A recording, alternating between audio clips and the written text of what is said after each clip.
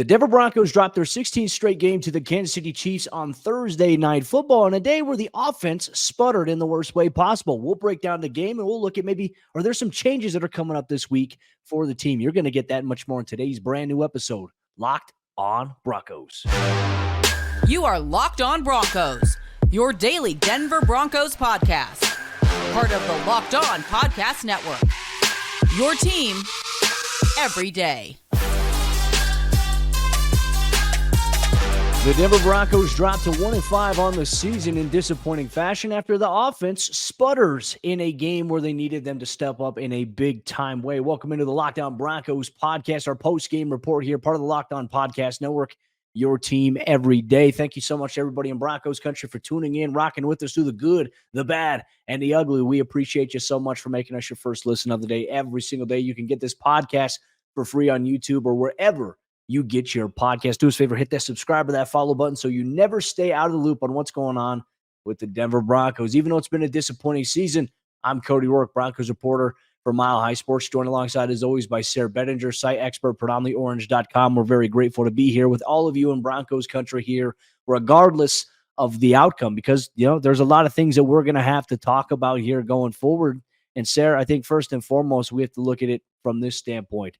Unfortunately, the Broncos season at this point, 1-5, considering where this team was in the offseason with the expectations versus just how they've been performing and where they're at right now, man, it's just disappointing to see. And I think more importantly, you know, where the offense has been the bright spot for them this season, they couldn't even get anything going against the Chiefs on Thursday Night Football. And it was bad. I mean, bad is kind of putting it kindly.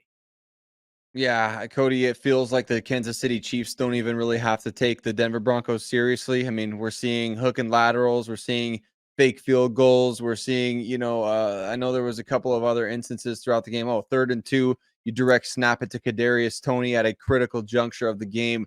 The Chiefs understand that they're just that much better than the Broncos. I mean, to score 19 points and to go out there, just let your defense, do its thing. Offense kind of on autopilot for Kansas City against the Denver Broncos, a short week. It just feels like, I know no game in the NFL is easy, and the Broncos defense did do a good job of kind of making it tough for Kansas City in this game. But look, it just feels like they don't have to take Denver seriously. I mean, you said it, 16 straight wins against the Denver Broncos. Now, I know not everybody on this roster is to blame for that. I know that some of these guys are just playing their first game against Kansas City, some just their second or third. But look, this is it's got to stop. It's the most embarrassing thing to just continually go out there. Nobody takes the Broncos seriously these days. They're just a blip on the radar. I was just watching the Thursday night post game on Amazon Prime, Cody. Patrick Mahomes is talking about how his dad one time clocked on a radar 100 miles per hour when he was pitching in Major League Baseball. This is how little anybody cares about the Denver Broncos right now. They're not even talking about, man, you beat a quality opponent. Like it used to be a big to do if the Broncos played the Patriots, or even the Broncos playing the Chiefs back when Peyton Manning played. Those were big matchups, and if you won, you were winning against a really good team, a quality opponent, somebody who was giving you a good fight. I mean, the Denver Broncos, Cody, offensively, they looked inept. There was no downfield throwing to speak of. It doesn't look like Russ and his receivers are on the same page at all. Broncos receivers not getting open against Kansas City defensive backs all throughout the game. It's just frustrating. And at some point, the players on the team have to want the Broncos to win more than anybody in the fan base does. And we haven't seen that for a really long time. Yeah, it's just, kind of a wash, rinse, repeat, kind of the same thing, same storyline for the last 7 years. It just, like I said, it's just a pig that, you put the pig on a lipstick on a pig, but this time you're changing the different color of the wig that you're putting on the pig there. And unfortunately for Denver, I mean, this is how bad it was in the first half. I mean, I think Denver's first drive offensively, they were moving the ball downfield. There was some rhythm. The run game was going, and then they had to go for it on 4th down because I guess it was too windy for them to kick the field goal. I guess at that juncture where they were at there, they don't get it. It's a sack. It's a turnover on downs, and then everything just went downhill from that point. Going into the locker room at halftime, the Broncos offense, they trailed 13-0, but they only had 94 total yards of offense. Sayre, they finished the game with 195 yards of offense, so they only gained 103 yards total in the second half there. And that's not good enough. That's inexcusable here. And you made some good points about, where things are at in terms of receivers. This was very interesting to me. I feel like this was the second week in a row that we've seen not so good play calling from Sean Payton. And look, you saw a lot of max protection. You saw 12 and 13 personnel. And then they had to evolve more so to 12 personnel with an extra offensive lineman because Greg Dulcich suffered another hamstring injury. We'll talk about that later on as the show progresses here. But when you add more guys in for protection because you can't stop Chris Jones and George Karlaftis or the nickel blitz, you're eliminating, by adding protection, you're eliminating the number of routes that you can run. So, at times there's 2-man routes being run there, which makes it easier for a defense that's playing a too high safety look to cover it. And that, I think, is a huge frustrating thing that we saw in this game in particular. Still, once again, no Marvin Mims on the offensive side, not getting a lot of looks.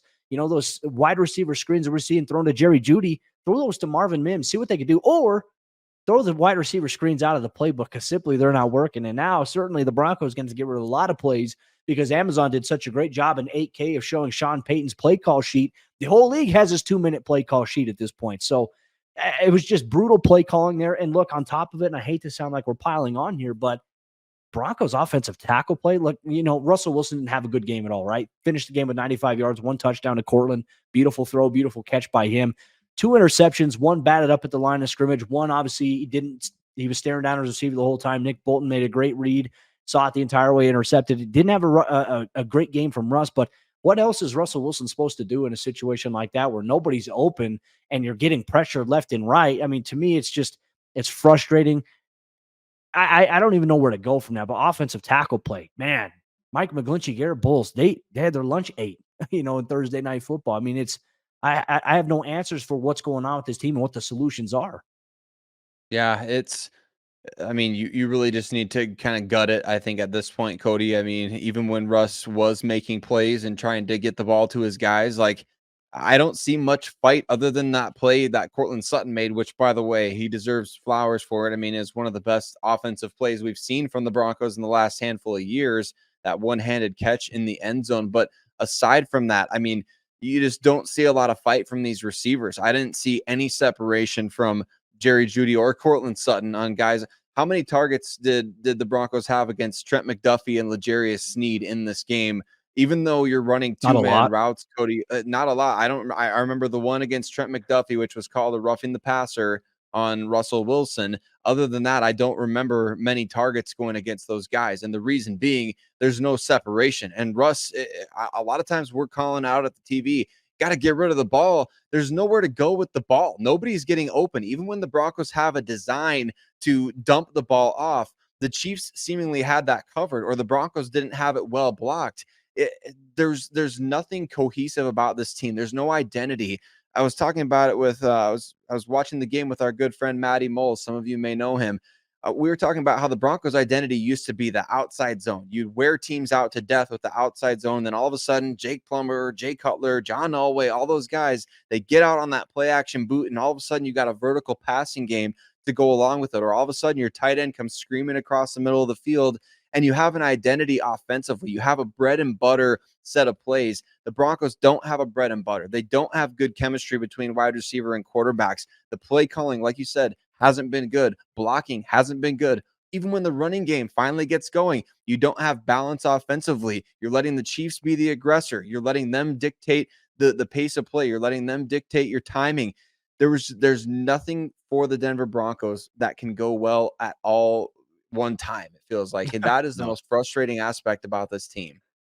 They couldn't catch a break, and look, while the offense has been pretty good for them this season, they weren't good enough, and they didn't show up on this evening here. I mean, you look at it in terms of leading receivers here. Cortland Sutton had 6 targets. He had 4 catches.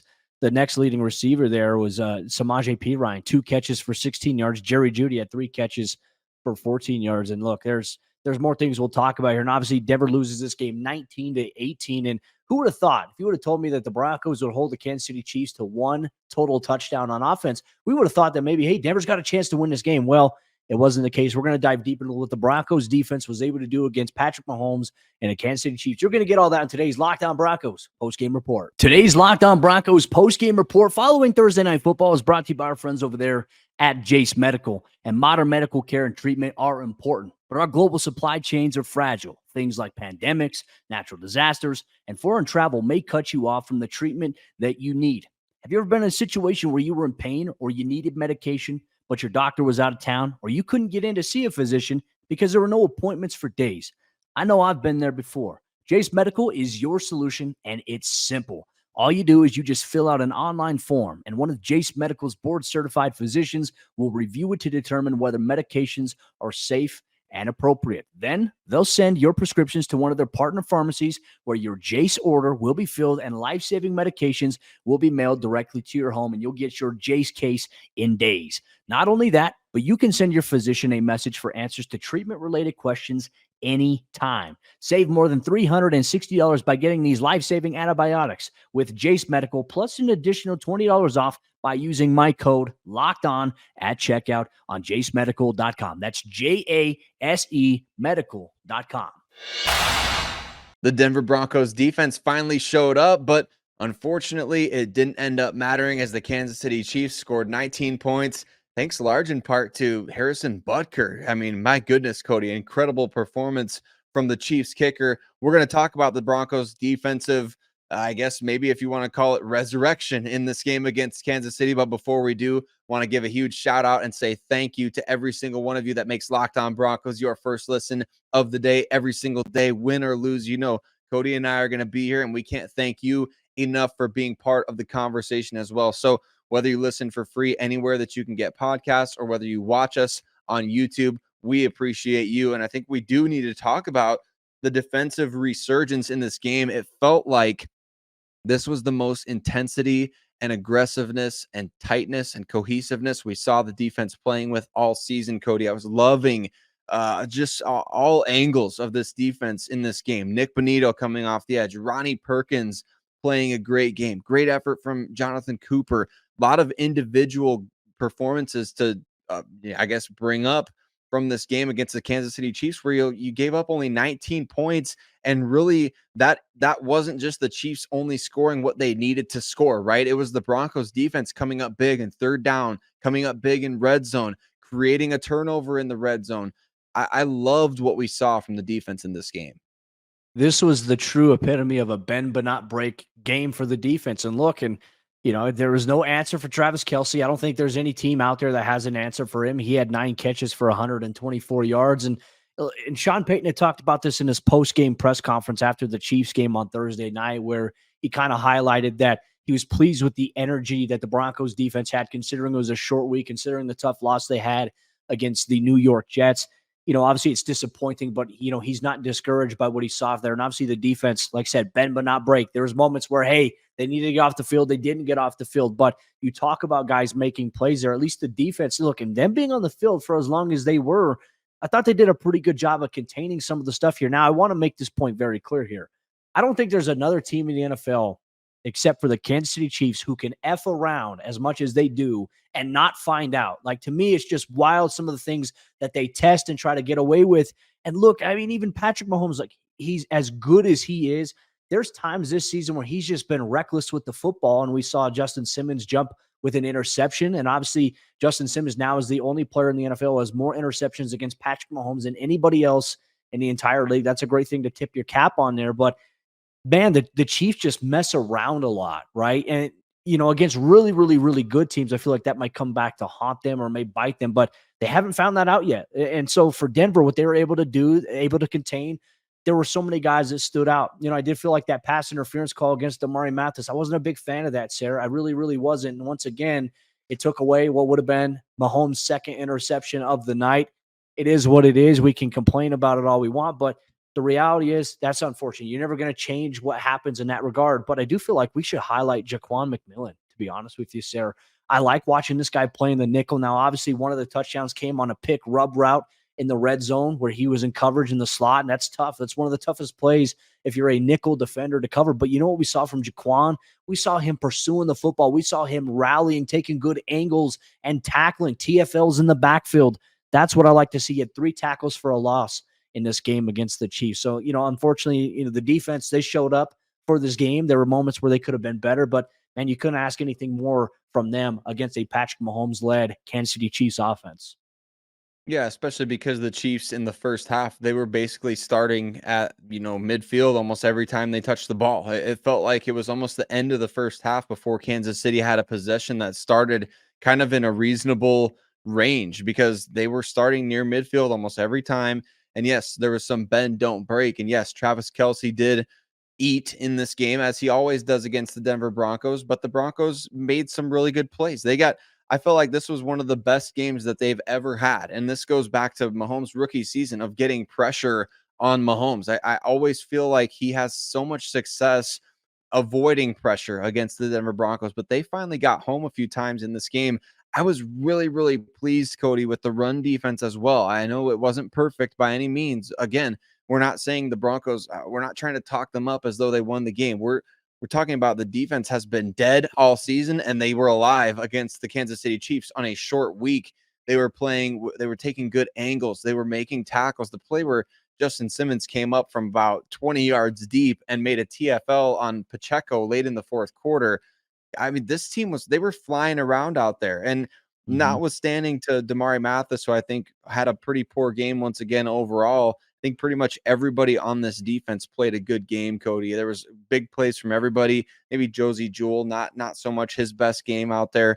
But really, I think overall, you look at this as a huge win going forward. If your defense can keep playing like this, certainly better than anything that we've seen up to this point in 2023. In my opinion, I think Denver's going to have to do something different at defensive end. Jonathan Harris just isn't getting it done in terms of what Denver needs from them at that position. I don't think he's as versatile enough to be able to execute the stunts that they're trying to run. I thought Mike Purcell did a pretty solid job filling in there for DJ Jones, who missed this game with a knee injury. Zach Allen came up with a sack. I mean, Denver, you were talking about in that fourth quarter. Okay, it was 16-8. It was a one possession game here. All of a sudden, Patrick Mahomes at the line of scrimmage, he's like, watch cover zero. And then sure enough, I mean, Denver comes through with the sack. And then unfortunately, it's not a chip shot. It's not as easy for Butker, but Butker nailed the field goal. I mean, he nailed the 60-yarder. He nailed the 52-yarder. Denver held the Chiefs to field goals in this game. And I mean, what more can you ask for your defense, right? I mean, I don't know if you can ask for anything more outside of what they were able to do in this game. There's obviously some missed opportunities here and there, but man, just once again, like, you need the offense to step up in a big way or play at least at the level they have been playing so far. They couldn't even get that going. And so it puts your defense in a tough position. I mean, I do like where Denver is at with Nick Bonito, and I think Jonathan Cooper, I think maintaining the edges. You mentioned Ronnie Perkins a little bit earlier in this game. I think that Denver's got a good nucleus of these young guys here. And I think that with the combination of different coverages you're playing, and I think this is the biggest thing I want to make clear to Broncos country, because this is tough, right? And this is coming from a former defensive coordinator. Sean Payton even touched on this in the post game. A lot of people say, well, Denver should just go man the whole game. You can't go man coverage all game in the NFL. It's impossible. You cannot do that because that's going to cause big plays, miscommunication, because all the motion that you see. And look at Kansas City, all the different formations that they came out in.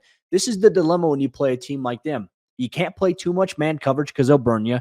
You can't play too much zone coverage because they're going to find the soft spots. And it's about balance, pick and choose when to be aggressive versus when not to. And I felt like the defense, for the most part, did a pretty good job of that so far on the evening. But, Sayre, this does open up a lot of questions here for this Broncos team going forward. Now, within 10 days, they're going to have their next game against the Green Bay Packers here.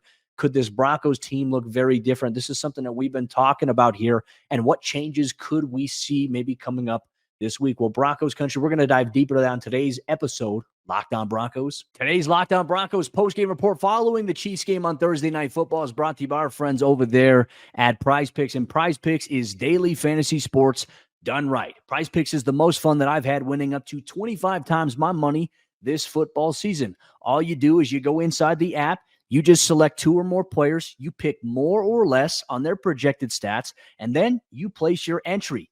Testing my skills on Prize Picks this football season is the most exciting way to play daily fantasy sports. And if you have the skills, you can turn $10 into $250 with just a few taps. It's really simple to play. I can make my picks and submit my entry in less than 60 seconds. That's how easy it is to use the app. Not to mention they have quick withdrawals, easy gameplay, and an enormous selection of players and stat types. That's what makes Prize Picks the #1 daily fantasy sports app. They also offer Apple Pay for quick and easy deposits into your account. this football season. So make sure you check it out. Go to prizepicks.com/LockedOnNFL and use code LockedOnNFL for a first deposit match up to $100. Once again, go to prizepicks.com/LockedOnNFL and use code LockedOnNFL for a first deposit match up to $100 today. Prize Picks, get in on the action. As we jump into the fourth quarter action on today's Locked On Broncos post-game report, the Broncos dropped to 1-5 against the Kansas City Chiefs after losing 19-8 on a night where the offense sputters out and the defense tries their best to hold their own against Patrick Mahomes and the Kansas City Chiefs here. But the outcome, unfortunately, for Denver has been the same of what fans have been accustomed to for the last 7 to 8 years, and it looks like that trend is going to continue here, Sayre, this season. Which now I think begs the question. I think a lot of fans are just dejected at this point, right? And rightfully so. I mean, there's fans that have belief, okay, hey, maybe the team's going to turn it around this week. Maybe they're going to perform. They struggle to do that. They have waves of inconsistencies, and it's just never a complete performance. Like Denver has struggled to do that. And so now I think we have to ask ourselves the question, because there's been a lot of rumors, been a lot of rumblings. Could the Broncos be making some changes? And I know one change we will guaranteed see potentially here in the next 24 to 48 hours. Frank Clark will no longer be a member of the Denver Broncos. They restructured his deal a little bit, and he's either going to get traded or released. So there's one move there. And obviously we saw Ronnie Perkins step up. Baron Browning is anticipated to be back against the Green Bay Packers. So, I mean, outside of the Frank Clark stuff, what type of changes do you think that we will see here for the Broncos going forward? Well, I think they need to just switch things up at wide receiver, Cody. I really do. I think the Jerry Jeudy, Cortland Sutton, that's run its course for the team. It hasn't worked out with any of the quarterbacks or coordinators or things like that. I think it's just a change of scenery, right? I mean, those guys are talented. Those guys have made a lot of big plays, but unfortunately, I think it's just run its course in Denver. I don't think it's not going to work out for those guys in Denver, and it's not going to work out for the Broncos to just try to keep them. So I think you do have to make moves there. We saw kind of the pregame distraction stuff with Jerry Jeudy and Steve Smith. And look, Cody, I know Steve Smith talks a lot. I remember back in the day when I used to love when Champ Bailey would shut him up on the field, because he's always been a talker and he talks a lot of smoke. But there's nuggets of truth within the things that he's saying there. I'm not saying that, Jerry Jeudy deserves all of the criticism that Steve Smith gave. I mean, you say somebody's just a guy, and that can't be perceived as anything but you're coming at somebody, right? If somebody said that about me in my profession, I would take it personally. So I understand that Jerry Jeudy takes that personally, but Steve Smith, obviously, if he's actually trying to pour into a young receiver instead of be a media hot take guy, I mean, there's an opportunity for Jerry to learn from one of the toughest guys to ever play the position, and somebody who was very, very productive for a very long time. So I just don't like that, Jerry came and danced behind him on the set. Like, you saw all that stuff, right? If you're watching the broadcast, you're watching the pregame, I can't stand that. I mean, you show that kind of heart after Steve Smith makes a comment, or you go on Twitter, and this is not just Jerry Jeudy. This is a problem with a lot of guys in the Broncos and how they maybe deal with losing, but specifically this is happening to Jerry almost in real time. I don't like any of it. I would much rather have Richard Sherman said this after the game, and finally, for the first time maybe ever, Cody, I agree with Richard Sherman. He's like, if you want to disagree with them, go out and let your play do that on the field. But you caught 3 passes for 14 yards and you didn't let your play do the talking. You weren't getting open. Then they show a montage. It was like they were coming at Jerry Jeudy on the Amazon broadcast, Cody.